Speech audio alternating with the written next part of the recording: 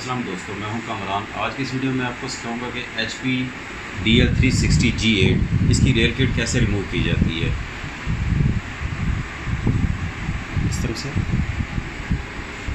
ये इसकी back side पे एक क्लिप सा लगा होता है। आपने इस क्लिप को प्रेस करना है। ये क्लिप जो आपको नज़र आ रहा है, जहाँ मेरी फिंगर है, इसको आपने प्रेस करना है अंदर की साइड पे, और ये इसकी बैक आ गई। इसी तरह बैक साइड पे आते हैं।